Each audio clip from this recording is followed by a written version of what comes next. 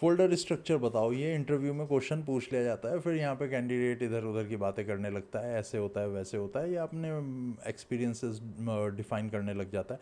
तो उससे बचने का एक अच्छा सा सॉल्यूशन है कि आप यहाँ पे बता दो एटॉमिक डिज़ाइन पैटर्न से हम अपना फोल्डर स्ट्रक्चर क्रिएट कर सकते हैं। ये बहुत इफ़ेक्टिव तरीका है और ये काफ़ी लोग यूज़ भी कर रहे हैं। रीयूजेबल बन जाता है, एफिशिएंट वे हो जाती है, वो लुक एंड फील में बहुत अच्छा लगता है, आपको समझ में आ जाता है कि आपका कोई भी एक नया कंपोनेंट बनाया वो कहाँ जाएगा। क्योंकि react JS is all about components, तो कंपोनेंट बेस्ड प्रोग्रामिंग ही होती है ना रिएक्ट जेएस में, तो आप हर चीज़ एक कंपोनेंट ही बनाते हो।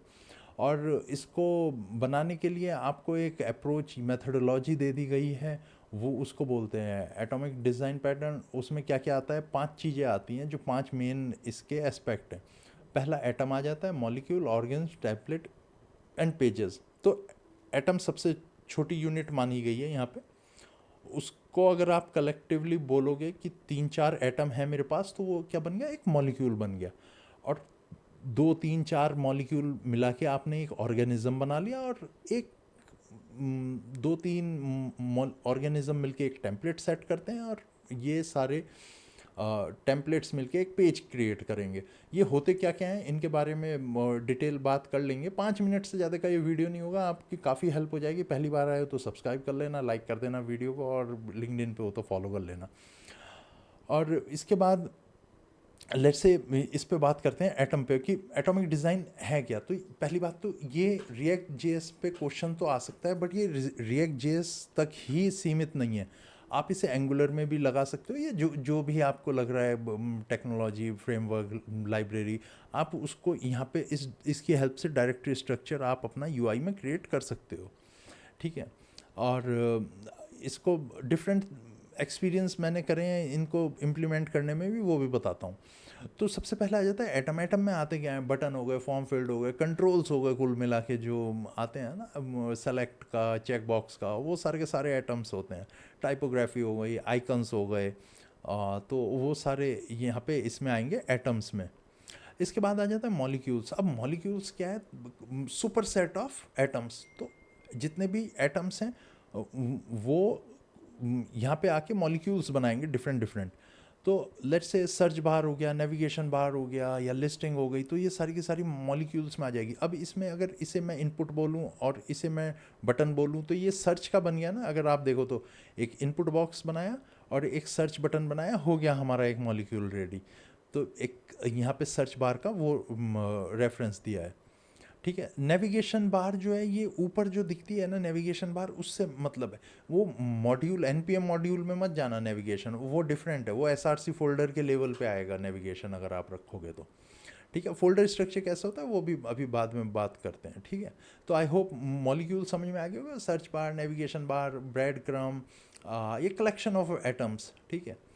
और इसको, और अगर आपको सुपर सेट करना है इसका भी, क्या काफ़ी सारे आपके मॉलिक्यूल्स हो गए, तो उनको ऑर्गेनिज्म बोल देते हैं, जैसे हेडर्स। तो हेडर में क्या है, आपकी सर्च भी होगी, आपका लोगो भी होगा, जो इमेज होगी वो फिर कुछ कैप्शन भी लेके आ रही होगी। हेडर में आपके हो सकता है बैनर्स भी चल रहे हों, ब्रेड क्रम्ब भी हो, काफ़ी सारी चीज़ें हो सकती हैं। ठीक वैसे ही फ़ोटो है, डिस्क्रिप्शन होगा फ़ोटो का, फिर फ़ोटो पे आप एक बिहेवियर सेट कर सकते हो, प्रीव्यू का दे सकते हो, तो इसलिए फ़ोटो रख दिया मैंने। प्रोडक्ट लिस्ट है, तो प्रोडक्ट लिस्ट में तो आप कुछ भी मतलब वो कि प्रोडक्ट है, सब प्रोडक्ट है, तो वो काफ़ी कहीं तक भी आप उसको प्रोडक्ट लिस्ट को एक्सपेंड करके लेके जा सकते हो, उसकी अगर बिहेवियर की बात करी जाए तो। अब यहाँ पे आ जाता है टेम्पलेट। अब टेम्पलेट होता है grid layout structure, wire framing. जैसे कि आपने मोबाइल के लिए अलग टेम्पलेट बना लिया है ना, या किसी डिवाइस के लिए अलग स्पेसिफिक टेम्पलेट बना लिए, तो अब ये मॉलिक्यूल ऑर्गेनिज्म तो वही रहेंगे, बट उनका लुक एंड फील जो है वो ग्रिड सिस्टम बेस हो जाएगी। तो कहीं 12 कॉलम लेआउट ले लोगे, कहीं 16, कहीं 4, वो डिपेंडिंग अपॉन योर डिज़ाइन। उसके बाद पेजेस आएंगे। अब यहाँ पे आपको थोड़ा सा समझ में आ जाएगा, जैसे यहाँ पे किया हुआ है ना मैंने। तो ये तो आ गए आपके 4, 4 एंड 8, तो ऐसा कॉलम बना सकते हो है ना।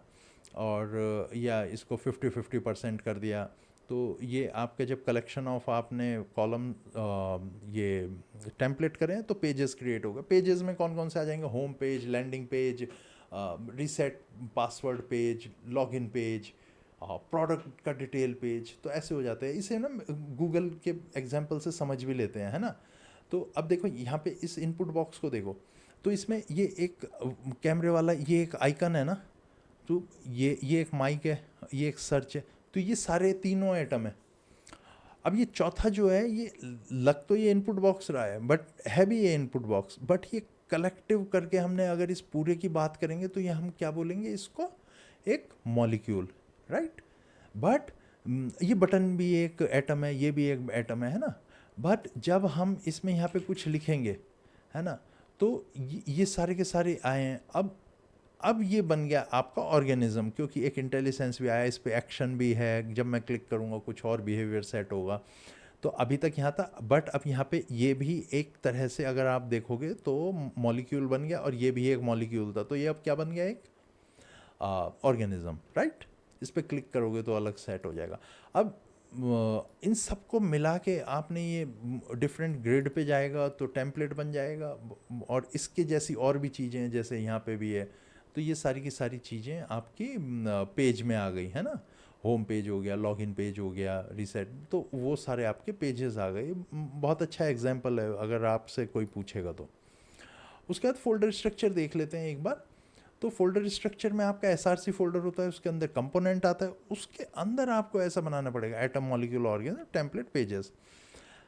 कुछ जगह मैंने देखा है इसको एटम मॉलिक्यूल ऑर्गेनिज्म को यूआई के अंदर डाल देते हैं, बिकॉज बिहेवियर तो यही सेट कर रहे हैं, बाकी टेम्पलेट पेजेस तो just a matter of display.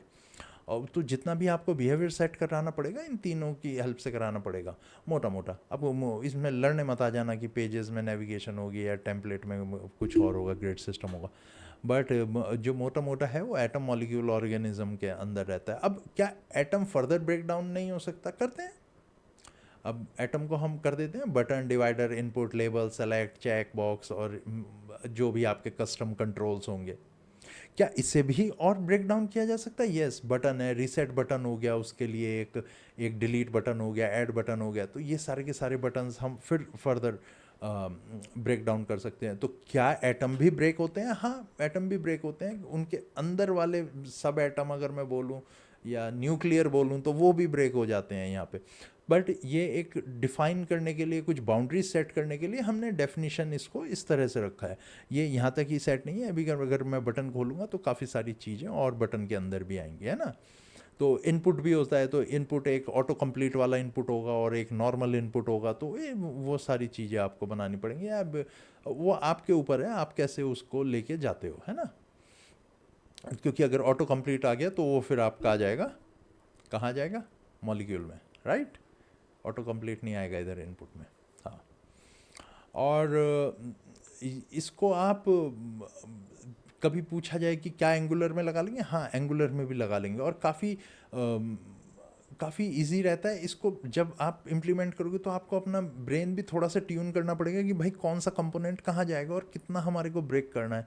तो ये आपको चैलेंजेस मिलेंगे अगर आप नए हो तो। अगर पुराने हो फिर तो आप इसे आंख बंद करके इधर उधर कर देते हो कंपोनेंट्स को, इसमें ऐसा कोई इशू नहीं है। और बस इससे ज़्यादा इसमें आएगा नहीं आपको। आप देखना, इसके बारे में पढ़ना है, एटॉमिक डिज़ाइन पैटर्न के बारे में और पढ़ना है यार, इसके बारे में अच्छा लगेगा आपको, और बेटर अंडरस्टैंडिंग आएगी, क्योंकि काफ़ी सारी चीज़ें मैं यहाँ पे छूट गई हैं, मेरे दिमाग में भी नहीं आती उतनी सारी चीज़ें जब मैं बोलना शुरू करता हूँ। तो अब वीडियो अच्छा लगा हो तो लाइक कर देना और सब्सक्राइब कर लेना चैनल। Thank you.